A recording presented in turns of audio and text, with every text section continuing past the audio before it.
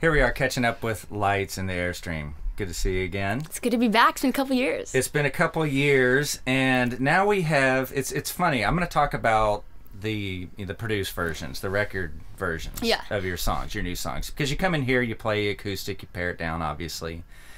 But the Lights is a newer and grittier Lights. Let's talk about that and why you took that direction.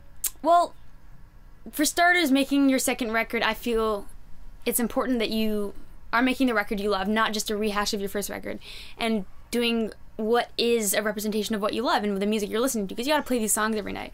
So it was really kind of me rediscovering myself as an artist with Siberia and making sure I was making something I loved. And I was listening to a lot of grittier, kind of darker electro stuff, and I thought, what a cool contrast that will be to the softness of my vocals and the softness of my melodies. This is what I need to do on the next record.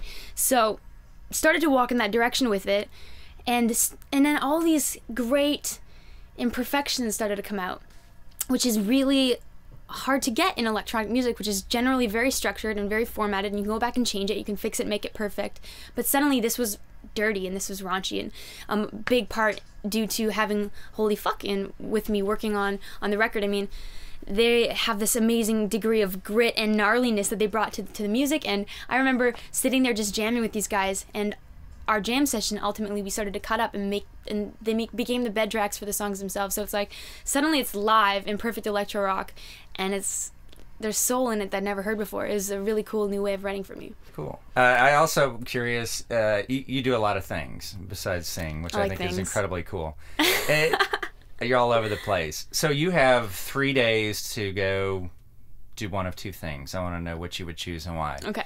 You could go to South by Southwest in Austin, Texas, and play 5 gigs in 3 days, or hang out at Comic-Con. Which do you choose? Oh. I mean, are we talking about the San Diego Comic-Con? Yeah. Okay. The biggie. Yeah, I would go to San Diego Comic-Con. I mean, I love South by Southwest. It's amazing, and it's such a great opportunity, but I'm only saying a Comic-Con because I've never been to the real Comic-Con. I've been to the Toronto ones, and they're incredible. I mean, in Toronto we have Fan Expo, where I have anime, the gaming, horror, sci-fi, comics, you name it, has everything in it, but still I've yet to go to the main one, and it's just, there's something really unifying about bringing everyone with the same interest together, which is essentially what South by is. I have experienced South by. It's amazing. One day I will experience Comic-Con. The Comic-Con's big on the real one. And one last thing real quick, you can give us the verbal rundown. Ink update? I've gotten quite a few new things. It's been 2 years. It's been 2 years. I don't even remember what I had last time I was here, but most of this I think is pretty new. Got some here, got some little things here and there.